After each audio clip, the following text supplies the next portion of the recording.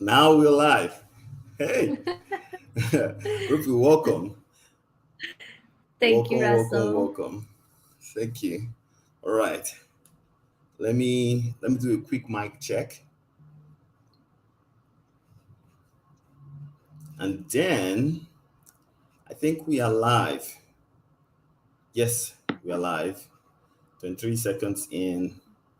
So let's just kind of get very comfortable with the new system, the new device. Right now it's streaming on Facebook, LinkedIn, and Google. Hmm. Okay.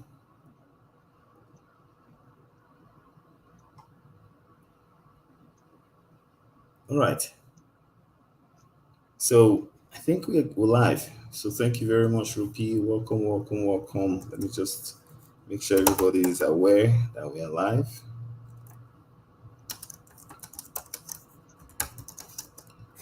Yes. So let's give it a few minutes, about a minute or two, to get started. But then, how is the weather over there in California? Oh, I love it.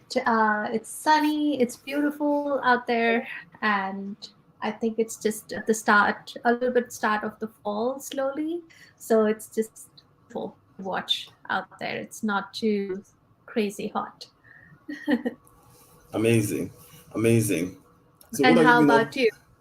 Oh, on this side, well, it's been very interesting. The weather is really hot on this side. It's about 85 degrees, here in Dallas. And but the day it's not too hot.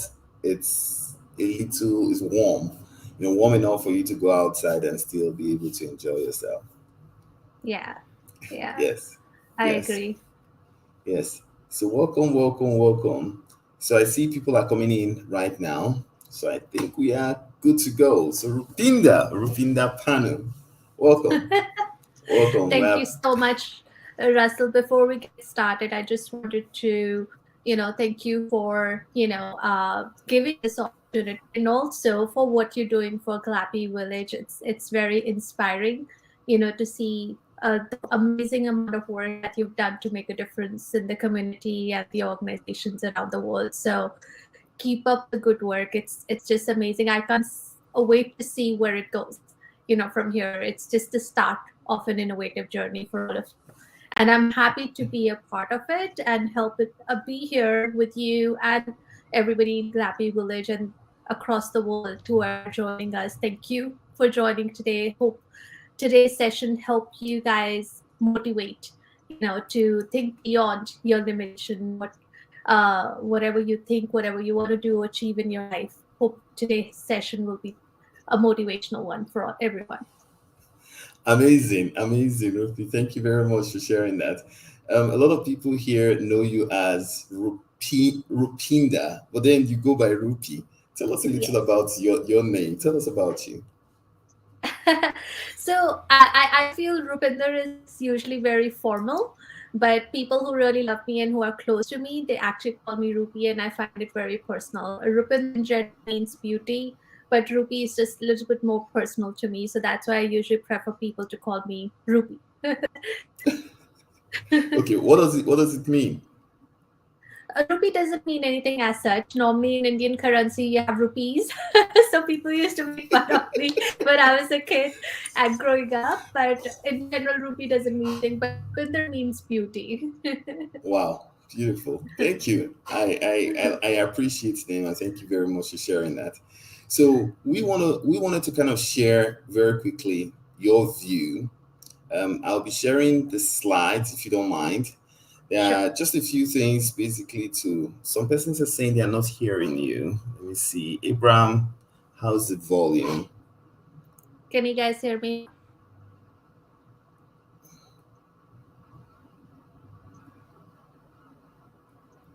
Can everybody hear me now? I don't know. Nobody's dropping a chat. Can anybody drop a chat, please? Just to be sure you can hear us.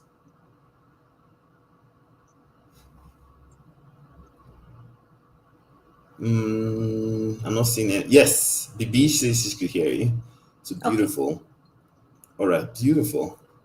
Okay, so ladies and gentlemen, welcome. For those of you who just joined, welcome. You are actually interfacing with Rupinder Pannu. She is an enterprise coach and she just shared her name with us. Her name means beauty, beautiful. And then, of course, Rupi is the short form of her name. And she's here. She's here basically to share her journey with us. She's an enterprise coach and I'm super, super excited. I've been waiting for this session myself so I could learn so much. And I'm really interested in delving in today's session. The way we anticipate going over this is we really wanted to look at Rupinda's career transformation journey, her achievements, a little about her hobbies, her education, and also her goals, basically, in life, where she wants to go from here. And she would also be kind enough to share with us some of her journey, some of the challenges that she faced, journeying to becoming an agile coach. So, Rupinda, where would you like to start as it relates to I this? Yeah, absolutely. I think first it's very important for everybody to get to know me. So, as we're talking about my journey of career transformation, so a little bit about me. I've been working in different diverse industries and diverse field for more than 18 years, and I had the honors to work within the airline industries, retail, banking, financial, and then also now I'm working with the consulting firm Infosys, and I got married to my best friend in 2012. Well, we never met before marriage. It was more we met through a matrimonial website, but that's another different side of the amazing story. But we were always known for years, the best couple within our family itself, because we had a very clear, strong bonding and relationship. So he's always through with me thick and thin. So that's why I still call him my best friend. I guess like everybody else, every couple goes through challenges, and COVID was one part of that in our life, but it helped us grow as partners. And then I have two beautiful daughters, Avleen and Ruhani, who are my core inspiration as a mother and as a woman, leader who's trying to grow herself in the industry as well. Anytime I have any challenges, I always take a moment to step back, think about these two little girls, and always tell myself that when they grow up, they have challenges in life. What kind of inspirational message would I like to give them? So I will always keep that as a self reflection for myself anytime I have any setback in my life. So these three people in my life are my inspiration day in and out. My and another talking about my hobby. One of my primary hobby is also interior designing. I love wall art.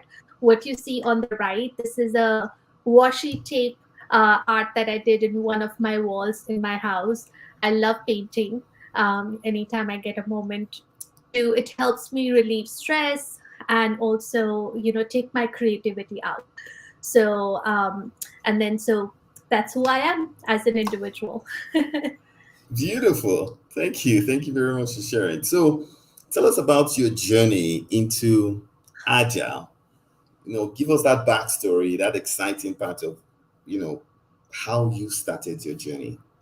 Yeah. So my first job was actually with Jet Airways, and I'm sure some of my friends from Jet Airways are here too, maybe watching live, because I saw some of them, saying that they're going to come in for the event. So it was amazing to see. After I worked with them for almost 5 to 6 years, I started my career as an air hostess. That was my first job, and one thing I learned, when I was a kid, I was always a very introvert and shy kid who always had stage fear. But Jeremy's was one job, because of the the service industry that we were in. It helped me actually take out my inner talent as a leader and as a mentor. It helped me push myself beyond my limit and become 360 degree totally different person of myself, because I was the face and ambassador of my company, serving so many clients on the flight. So I had to make sure that I was the best version of myself. We all have imposter syndrome. So I think that's the moment when I joined the airlines that I had the opportunity to shine my true personality, take my fear at my heart. So I started my career with being starting as an air hostess with Jet Airways. Then I moved up to becoming an executive coach for within the airline, um, where I had an opportunity to do a lot of mentoring and coaching and training for all my other peers that I was supporting within the airline and the servicing industry. Wow. So that transition basically from, being the face of an airline to enterprise transformation or to agile in the first place, how was it for you? Walk us through that decision where you were like, you know what? I think this is where I would like to go. Yeah, one thing I learned throughout all the parts of my career. So I've been with Jet Airways, I've been with Raw Store, which is a retail industry, where also I had an opportunity to lead the transformation within the retail store, or one of the 1,000 store of Ross in Pleasant Hill, where I had an opportunity to do a lot of hiring of more than 100 employees. When you have new employees, a lot of teams who are dependent on you as a leader, I think it's you always have to have that growth mindset, for yourself, how you can help lead the change, be the leader, and inspire other your team members to make sure that you're creating a pathway for their success. So just that journey of, of course, it's never a fairy tale story for any one of us as we are in a day in and out of our careers. There's always a lot of challenges we face. What's important for us to look at is that how are we need to look at where we are, what's the challenge we're facing, and how are we going to turn it into an inspiration or growth aspect, and overcome those challenges. And that's where the exploration part led me towards agile, and towards my career, because I always wanted to, uh, as an end user of an organization, I always wanted to make a difference, and help solve problems for the whole organization. So that's what led me to push myself and, inspire myself to get into the career as an agile coach and an enterprise coach. Wow. And that's a very inspiring journey. And how has it been basically? Having worked across various industries, how does, from your experience, how does agile transformation differ from, financial service industry, travel, and entertainment? What are some of that difference that you would like to share with this community? So, if you think about what is transformation throughout the organization and who helps us transform is people. So there are not a lot of I won't say there's a huge difference between how we are transforming between airline, retail, financial, or different parts of the industries. But we always have to make sure that we are, number one, understanding the whole context of the organization, whichever we are trying to transform. We are understanding who are the people that we are working with, keeping the change management in mind, and understanding the employees, because they are the true source of the transformation journey where we want to go. And be and at It's not just one layer. What happens most of the time in transformation is that we only focus on the leadership and we forget to focus on the middle and the team layer when the transformation is going. So with my experience in these different industries that I've worked with, um, it's the people industry. We have to make sure that we understand what's important for the employee of the organization within different layers of the organization.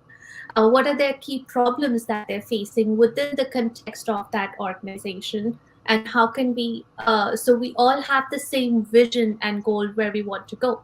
So we build that plan together, because it's never a one-man show. It's a partnership and an alliance when a transformation happens. I agreed. You've already started going into transformation. So, boom, let's get into it. So, talking about transformation, I know you have extensive experience. First of all, working as a contributor in organizations and then transitioning from being an individual contributor to being a coach, supporting the growth involved in hiring over 100 personnel within your organization, and then transitioning to coaching those individuals, not just coaching, eventually transitioning to agile and then enterprise transformation. Tell us about your challenges. We are interested basically in this extensive experience that you have shared. What are some of the most common challenges that organizations face when embarking on an agile transformation journey? And how do you recommend overcoming them? Absolutely. So some of the latest experience that in the past few years that I've had is where we get a lot of resistance to change from the employees of the organization. Like I was mentioning, the lead. If we when we go through a transformation in any organization, be it small or big, there are different layers. The executive layer. Firstly, important to understand the context. Then there are different layers. We have our executive level leadership, senior leadership, the middle leadership, and the team level leadership. It's very important for us to make sure that the key challenges that if I had to talk about was the resistance that I've faced during the journey of change and transformation. So I think it's important anytime there is a change happening in any organization that we, as leaders, it's important for us to share those goals and vision with your employees within all the different layers. And also, of course, with change, there comes imposter syndrome within all of us. If you think about your personal life as well, be it you have to lose weight, you always have that imposter syndrome that am I going to be able to do this, or if you want to achieve a new career path for yourself. And it's important, we all face those imposter syndrome that am I going to be able to crack through this interview, or would I be able to get that leadership role that I really want to get. So that's where that these are some of the challenges I've seen. Yeah, and of course, throughout the journey of transformation, I've also seen that there are reduced resources. So what happens when you have reduction in resources in the organization is the current employees that you have, there's a lot of burnout because now they have to work 10 to 12 times more than what they were doing before, because the path of the organization goal is not changing, even though they had reduction in employees. So we have to make sure how can we overcome these challenges with our context, where we are as an organization and team, and so we can overcome these challenges. So some of the things that has worked for me as an enterprise agile coach is number one, taking the data driven approach, letting creating that transparency and awareness across the whole organization, presenting where we are in the current state and building that plan together on where we want to be.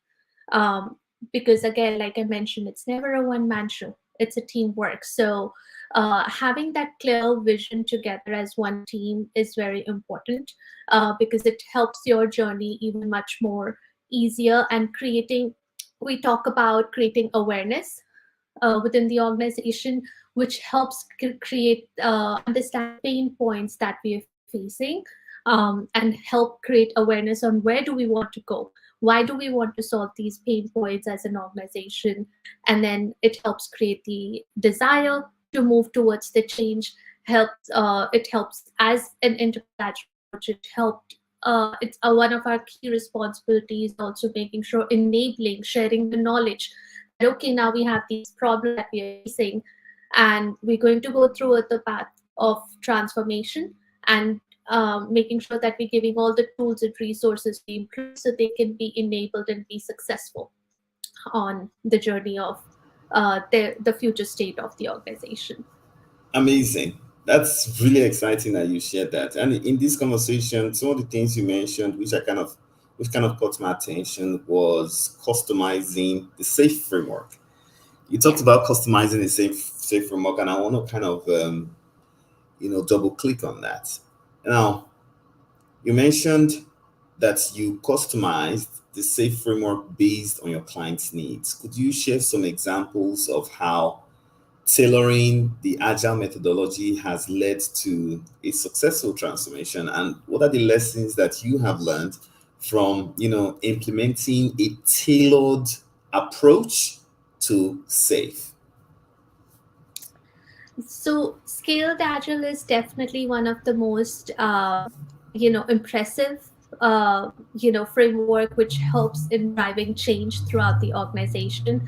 And again, every organization context is different. The challenges, the recent client that I supported with, and you were there with me in that part of the journey. We started it together, so first, as what we did, just to give everybody a little bit of context, is we actually did a small pilot in a small division of the organization to see if this would even be successful. So after we got some success rate, a lot of good feedback from the client, that's where we started our journey of transformation. And our leaders from the client side were brave enough to drive that transformation across the whole organization together. And we wanted to make sure that we are understanding their context and pain points.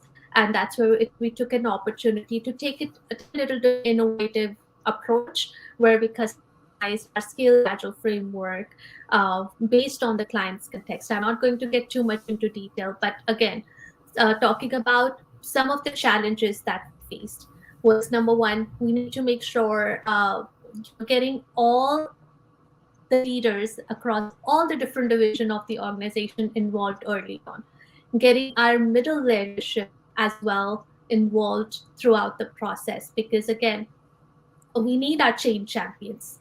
As agile transformation team, you cannot do it alone.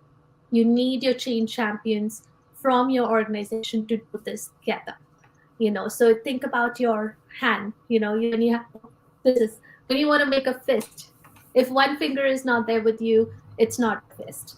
The same way is the journey of transformation. We want to make sure change starts with people. Change starts with every layer of the organization, because it's the people who are doing actual job on the ground. It's important.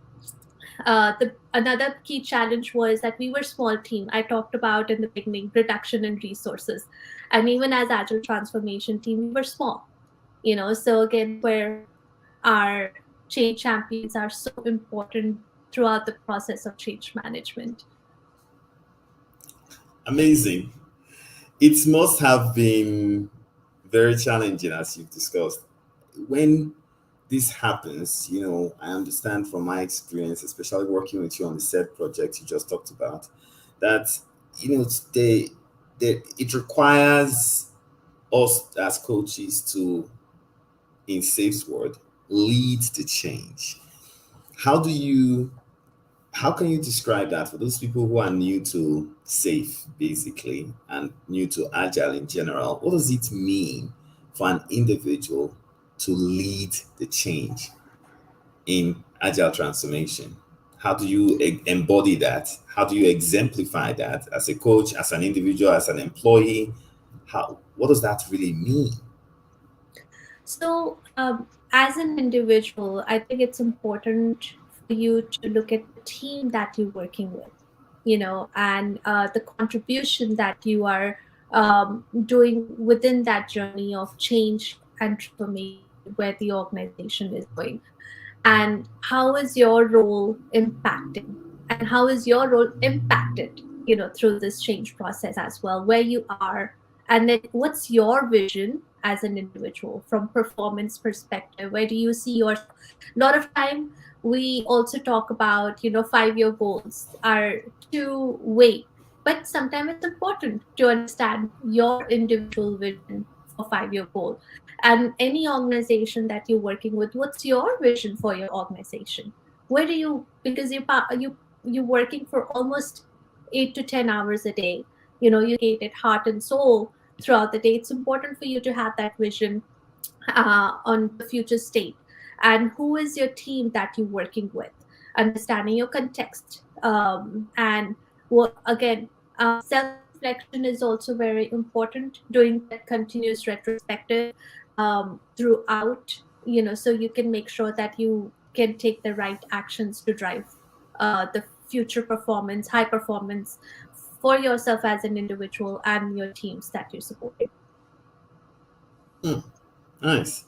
I think now I better understand the term leading change and what it means. Now, let's kind of pivot a little bit to success. A lot of organizations spend so much money on agile transformation, and one of the key things on at the back of the mind of leadership is success. How do you measure the success of this agile transformation initiative, especially Rupi, when the impact may not be immediately apparent? So, what are those key performance indicators or metrics that you, particularly as a coach, as an enterprise coach, find valuable in measuring success of the transformation? I think it's the heart and soul of the employees who are helping lead the transformation. How are they feeling throughout the journey of the transformation? And again, when we take the data driven approach from the beginning itself, because as I talked about, creating awareness when the transformation journey is starting, through data driven approach, showing to the employees, showing the leaders where we are, and then as we start the journey, doing that early survey with the employees on their health check, on how are they feeling, and creating the clear vision, and throughout the transformation itself, making sure when the teams, so we follow an ACAR yeah, methodology or framework, whatever we want to call it, which is called for awareness, creating a desire between the whole team, offering them the knowledge that they need to drive transformation, and creating the ability within the employees of the organization to drive transformation or change within their team and themselves, and reinforcing. So there are certain survey points that you can do in the beginning of the transformation on how the employees are feeling, and in the middle of the transformation to see, are we moving on the right track from the transformation journey perspective? Are the teams feeling confident in their new role? If there has been change in their role. So of course, if you think about the traditional methodology in project management, there and where you have BAs, business analyst, or you have project manager, and now as we started the journey of transformation, they might change their role into maybe a product manager, or maybe um, a release train engineer, whatever it is, whatever their future one is. It's important to understand and do their health check throughout the journey. So, what is their confidence level? What are the data points that are showing from performance perspective? Are we moving on the right track when it comes to releasing our products on time? Are we getting better with our built-in quality products for the end customer? How is our technical debt doing? Are we improving? So I think it's where we are and how are we performing in the middle of the transformation and in throughout the journey is important. By taking, the understanding the delivery of the product and the delivery team as well, ins and out, the challenges and the health check. Mm, beautiful. A people centered approach. I love it. Now, talking about people, I know some of these people are heavily distributed. Some of them are in India, in the US, all over the world. From your experience as an enterprise coach, running heavily distributed teams can be logistically challenging.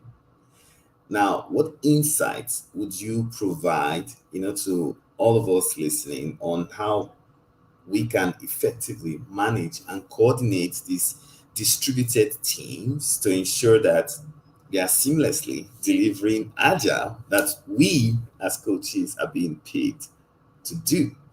How do you Yeah. manage a distributed team from your experience? How have you done it? Yeah. So I think again, recently in the recent transformation we had around transformation across the whole organization that for the client that we were supporting, which had around 17 agile release train, and these were all distributed release trains across different parts of the world. We had three different countries where the employees were: India, Canada, and United States. And it was the first time the organization was coming together and doing their planning first time virtually across the organization. So it was very important for us to have a strong partnership alignment across the organization, clear transparency on what is it that we want to build for this upcoming PI that we want to take, program increment. So now, just to give everyone who's on the call a little bit of context on what a PI, program increment, it's usually a 10 to 12 weeks of increment, where the business stakeholders will give us a goal from product standpoint on what do we want to build, what do we want to release within these 12 weeks to our end customer. And all the teams from across who are supporting the development of the product comes together to do the planning and make sure that they have a strong alignment and coordination. It helps you understand the PI planning event. It helps you understand early what are the different dependencies that you might have across different parts of the organization. So helps create that alignment. So when we did this PI planning across 17 different arts, we made sure that there was a strong alignment with our Agile Release Trains, our RTEs, our Train Engineer, and our Solution Train Engineer, who was a senior leader of the organization, and making sure that they are enabled beforehand itself so they understand clearly about, what is the expectation during PI planning event, and also making sure that from tools perspective, what is the tool that we're going to use during the event itself, and what are the different constraints and challenges we're going to face. So doing the preparation for PI planning early on itself really helps us understand, get that awareness of what basic challenges we can face during the virtual event of highly distributed agile release trains, so we can make sure we can take the right actions to overcome those challenges early on. Hmm. Wow, Did I exciting. miss did I miss anything, Russell? Because you were there with me. No, But you no, no. I particularly like the way you kind of captured this, especially, let's narrow down that particular distribution. I mean, dealing with distributed teams to the PI planning. I know you played multiple times. You stepped in. You an enterprise coach for the organization, but I remember you stepped in and played release train engineer. To help coordinate for the PI planning. How did you tell us about that experience of managing with wikis, getting people during the pre-PI planning to get aligned on these are 17 different agile releases. This is a solution train, coming together with these different time zones. Walk me through, even some of the things that you faced, for example, like running a longer PI than necessary, than yeah. expected. How did you tell us about some of those challenges? I thought it was interesting then. And I feel like this Yeah. audience might find it interesting as well. Yeah. So I don't want to just straight away jump into PI planning. I want to give everybody a little bit of background text on my journey with the client. So I started as an agile coach for 5 different teams, and I was coming in as an agile coach, and we faced a lot of pain points from perspective of not understanding, what are the different products, what are the dependencies coming on our team. And then when I had an opportunity to step in as an release train engineer, I was like, aha, this is a moment for me to turn the pain points my team was facing when I was supporting them as an agile coach, to make sure that we're turning them into win. How can we make sure that there is a strong transparency alignment across all these distributed teams? And I wanted to make sure that there is not just between the distributed team, but thinking about our business stakeholders as well, who are the key source, and the product management team, bringing everyone together, creating a T-8 approach where there is a strong coordination. Everyone understand. I talked about vision, right, a few minutes ago, that where do we want to go. So the T-8 approach before PI planning is basically everyone across the organization knows that in next 8 weeks we have our PI planning. Let's start preparing our backlog ahead of time. Let's understand what is the product that we want to develop, and bring in all our product team together and help answer any question.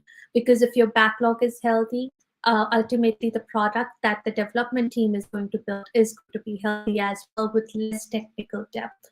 A lot of times, the biggest challenge that I've seen is people think that during PI planning, those 2 days or 4 days of event, they will get their dependencies submitted, they will understand the requirements of the product that we're developing. So basically, doing A to Z everything about getting their backlog requirement uh, built in. But it's important for us to prep work early, taking an organized way of working, um, and following the processes from perspective of creating a strong um, communication and coordination with the leadership team, with the key stakeholder on understanding the product and requirement, making sure the product management team and the product owners of the team layer has a strong alignment and partnership.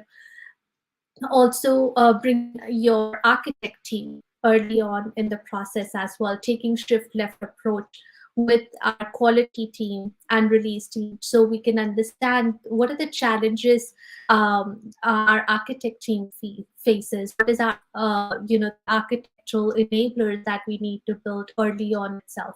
So one of the key things when we heading into PI planning is making sure from transparency perspective to understand what's the tool that we're going to use during PI planning that will help create that strong alignment and coordination. In our context, we used our Jira line and Wiki that helped us create a strong planning event. It also, because it was a heavily distributed 17 hour, we ensured that we created our PI planning event and coordination of what are the different goals for the day, when are we going to have different breakout sessions, what are the products that we're developing, so there is a clear vision and transparency being shared across, and coordination across the different teams as well. Wow, that must have been a nightmare. Managing that would have been very challenging. How do you manage to balance that with that demanding career and the family? How were you able to manage that balance? And are there any tips for maintaining a healthy work-life balance, that you would like to share with people who are aspiring to get into this career choice? Definitely not easy. We all sometimes get so ingrained into work, work, work all the time, especially for someone like me who's aspiring to be, I always have this hat of servant leadership. I want to serve at everyone but myself. I actually had a moment for almost 2 years. I was nonstop into the phase of work, work, work, and I did not realize that how much my work-life balance was getting affected until recently. So I think it is very important for all of us to always take that moment of self-reflection. We all have different wheels of life, which includes your health, your family, and your finances, your individual family financial goals, and then also your career, and also your professional growth, where you want to go. So it's important for you to always take a moment to step back and do that self-reflection towards your wheel of life, to do that assessment, to understand. You can do that assessment between scale of 1 to 5 or 1 to 10, whatever you want to do, to see 10 is where you're doing awesome in that aspect of your wheel of life, and 1 is that we're doing horrible. So based on your vision where you want to go, let's talk about health as an example. Someone like me who wants to lose a weight, if I had to do my wheel of life, I'll put my health as, where am I right now? Maybe a 7. Where I want to be, maybe a 9. And what's the difference between both, and how am I going to get from 7 to 9, and that's where you create that game plan for yourself as an individual. So having that self reflection and awareness on where you are in life helps you, continuously um, take the right actions as an individual, so you can create that healthy balance.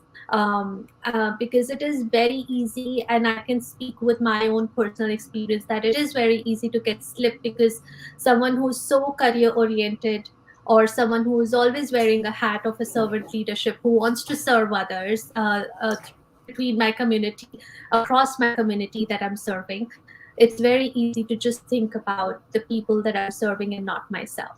So I'm happy that in my recent, very latest experience, I had an opportunity to take a step back and think what's important for me, so I can, take the right actions as I continue forward. Beautiful. Thank you for sharing that. So that's exciting to know. And then you must have gotten some sort of inspiration, in your life through this journey as got you to keep grinding, with work, as well as be able to create that balance on the home front, on the family side. Are there any source of inspiration that you like to share, with this team, with these, folks listening, as to where you get that inspiration to be there on time, show up, grind like you do, and support the teams, as well as be a terrific mother at home? What's that inspiration? What is your inspiration? When as I mentioned, when I was a kid, I was very introvert. I always used to have this stage fear in me. And then when I started working with Jet, and then having the courage to move to a new country, United States, working with Ross, I started from bottom in one of my companies that I started. I'm talking about starting from bottom. When I moved to this new country from India in 2009, I was told that none of my experience from Jet Airways is going to be considered. I have to start my career all over again. So all my 5 years of experience was not. It was considered from this perspective that I could start as a retail associate, but that never stopped me.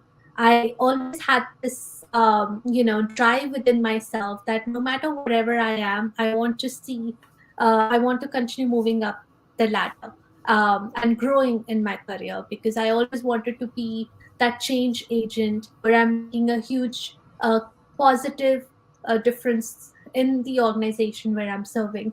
And I never thought about, for me as an individual, I'm very passionate about serving the teams that I'm working with, and serving the organization that I'm supporting. So when I always have this end goal in my mind, so it all helped me, wake up every morning with different level of excitement, because my leaders that I work with, I've been very fortunate, in all these different organizations, Jet Airways, Ross, and Bank of America, and different, organizations. I had some of the thought leaders. They've been tough on me. Absolutely, they've been tough on me a lot of times, but uh, it helped me grow. I always took their constructive feedback in a way that they mean the best for me. It's not that they're trying to put me down, but because they have probably high expectation from me. So how can I take that constructive feedback in a positive note, and push myself to be the better version of myself? So I think it's just my individual personality that I want to grow. I've faced a lot of pain points too as an individual, and but that gave me an opportunity to think about how can I use this opportunity to inspire others. And being a woman is also not easy. I can see my mom, as I grew up, she was always a homemaker. But she used to always tell, we are three sisters, so she always used to tell us that I want you guys to be independent as you grow up. Be independent women, be something, follow your dreams, whatever you want to do, and never give up in life. So it has always, been in my heart, to, be there to support, and overcome challenges. Amazing. Amazing. My last question for you, Rupi, is about advice. What's your advice? As a matter of fact, I think somebody here in the chat kind of frames it very well. Michael Collins says, as an enterprise, agile, and life coach, what advice can you give a 20-year-old Rupi Pannu to avoid the challenges you faced in your career journey? What tenets would have helped you achieve your goals earlier? Hmm. So, my advice to that 20-year-old Ruby would be, don't let the imposter syndrome pull you down. And a lot of times in life we always have this fear in our heart that, can you really do this? And that's where you need to. And anytime, I would tell that Ruby that I wish somebody would have told me that if you have a fear in your heart when you want to achieve something, that means you're on the right path, because it is going to push you to be the best, to think creative, to be the best version of yourself, to push yourself. Because anytime you're starting something new, there are a lot of unknowns. You don't know. So, be it you want to learn coding, be it you want to transform your career into IT field, you don't know how to do it. But so there will be, in the beginning, there will always be anxiety. There will always be imposter syndrome. But that journey of being curious to learn is going to help you incrementally reach your goals where you want to be. So you just have to believe in yourselves, to continue going. And also remember, change, this happens with me all the time, that when I want to achieve something, I want to achieve tomorrow. So I have to constantly remind myself that, Ruby, it's not going to happen overnight. Take a step back, let's be realistic, build realistic goals and milestone for myself, so I don't get overwhelmed in the process and discouraged. So creating the realistic goals, increment growth plan on where I want to be, in this, wherever my goals are, and not letting any imposter syndrome pull me down. Amazing. Thank you. So that's a great advice for yourself. But I also think, members here who are listening might also find that useful as well. The summary of it is, don't let any imposter syndrome hold you back from being what you want to be, from being who you want to be. Thank you very much for sharing that. And then um, my last question is around your view of where Agile is going. From your experience implementing Agile, the legacy and the future of Agile, where do you see Agile in the next 5 years, or 6 years, or 10 years? And most importantly, where do you see yourself? What role do you see yourself playing in helping organizations on their transformation journey? So I think it's a very big question. So, um, if you think about, the some people say agile is a mindset, some people say agile is not a mindset, so everyone has a different definition. So it totally depends on how we as an individual think about it. But one of the key thing that what I've noticed in my journey of 18 years is, it always talks about creativity, continuous exploration, and continuous growth. Just look at the fact that when COVID started, it disrupted the whole world, for that matter, and everybody had to use their creative mindset, that how are we going to overcome these challenges. And now we have this new tool called AI, so there is some level of anxiety going across the organization. So instead of taking a full stop and saying that I can't do it, how about all of us take a creative mindset and see, use that curiosity of exploration and growth to your future vision for yourself and the organization. So I don't, 5 years from now, I think I do want to continue. My goal is, I'm actually in the process of launching um, my life coaching and schedule training business, where I want to serve the community. I want to serve people like myself, my challenges that I've faced, the team level and mid leadership team. so I can help people grow in their career. So I'm in the process of launching Relentless Agile. It's a new organization that I'm starting where I can help support the teams if they have any personal challenges going on, help them overcome those personal life challenges and think beyond their limitation. And 5 years from now, hopefully I will be one of my goal is also to be an SPCT with Scaled Agile. So I'm hoping that I can achieve that, because I know it is one of the most extensive credentials that everybody achieves, but that's one of my dream goal to be there one day. And I know I can do it because I'm going to not stop myself. Beautiful. Thank you. So we have 8 more minutes, so 9 more minutes to the end of the show. I was wondering, does anybody have any questions for Rupi, that they would like to ask? Now is the time. It's now or no never or never. Rupi, thank you. Thank you very much. So while people prepare the question, I was wondering, do you have anything you also would like to share, that is non-question related, that you just feel like inspired to share?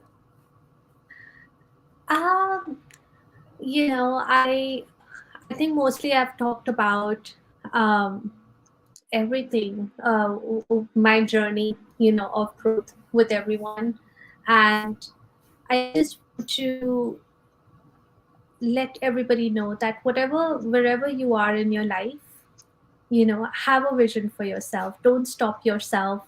Don't let anything pull you down in life.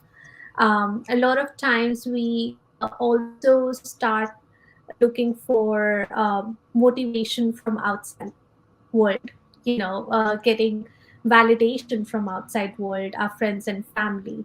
So I think it's important for you as and all of us as individuals to first feel so proud of ourselves for who we are as individuals, because if you love yourself for who you are, people around you are going to love you as well.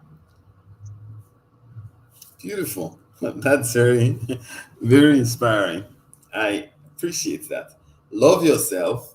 So loving yourself is the key. Love yourself first, and everything else will follow. I love that, Ricky. Thank you. I'm not seeing any questions coming in. It appears that we have been able to cover the conversation so far. So a quick recap, just to inform everybody what we've talked about so far. We have covered Rupi's story, her hobbies, what she likes to do. Rupi loves, of course, to. She is. Let me share that slide, with us. She actually makes this kind of art, that you see on the wall. That's what she does during her spare time.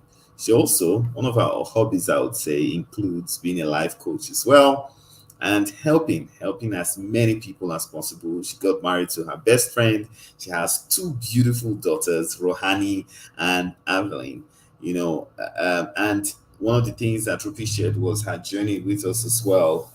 The 18 years journey from being with Jet Airways in 2004, through to working with Ross, then Bank of America, then Travis, and then, to Infosys. And now she's also looking at growing her business as a life coach, with Relentless Agile. I do encourage each and every one of you to check that out. She's currently working on through the website or developing a website, and we would like to see how that goes. And Rupi, we are all here, to support you. Each and every one of us would like to benefit from your story, through life. And then she talked about the key organizational challenges, that organizations face through their agile transformation, from reduced resources to resistance to change, the imposter syndrome, complex environment and unclear goals, as being some of the weight, as it were, the anchor that pulls and drags transformation from being very successful. And then she says, how do you overcome some of these challenges? She said, set clear vision, understand your organizational context. So if you are an enterprise coach, you start with understanding the organizational context of where the organization intends to take the transformation, and then you use that information basically to set clear goals for your team, the teams that you are supporting. That goal and that vision is the engine that helps with continuous learning, exploration, and growth mindset, which is essential for the team. The team needs that to keep going, because that's where you are going to be getting a good understanding of the challenges they are facing. They through their retrospectives, you gather all of that information, survey, baseline. You get to understand some of those issues they are facing, and you use that to collate data that is necessary for you to be able to make decisions. Data is good. Like the book says, measure what matters. Rupi is suggesting that we need data. Through a data driven approach, we can have clear transparency on where we are going, because we are using data as our guide. And then using that data, we can have strong partnership with the business as well as with the folks who are within delivery to actually drive the transformation forward, because now they see the data. Numbers don't lie. They would say, this is not the coach saying this is what the data is saying. And then that would galvanize the partnership and the alignment that is needed to drive the transformation forward. And when the transformation is moving, no matter how slow, Rupi is encouraging that we celebrate key milestones and achievements using change agents, within the organization. So celebrate, celebrate, celebrate. When people see that you are celebrating, then they will do more. That's what Rupi is sharing here with us. And then finally, she talked about the outcome approach, to change management, where you start with awareness, and then you go from awareness, you stoke desire, you create knowledge, and then you give people the ability to do what they need to do, and then you constantly reinforce. If you follow the outcome approach to change management, the change that you place within the organization is not only going to be sustainable, it's going to be enjoyable. So this is what Ruby has shared with us, her story, her recommendation as an enterprise coach, and how each and every one of us can actually follow this path, whether we are developers, scrum masters, agile coaches, or like Rupi, enterprise coaches driving enterprise transformation. I see one question here from David Usman. He said, Rupi, this is for you. Oh, I don't know if this is out of point, but how easy was it to transition from a particular career line into the IT world for you? So, a wonderful question. Thank you, David. So as I mentioned in the beginning of the call, I started my career as um, a flight attendant, and then I moved up to being one of the leader of an executive flight attendant, being a mentor and coach.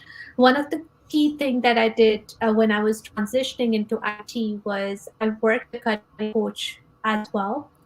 This was in 2020 when the recession happened.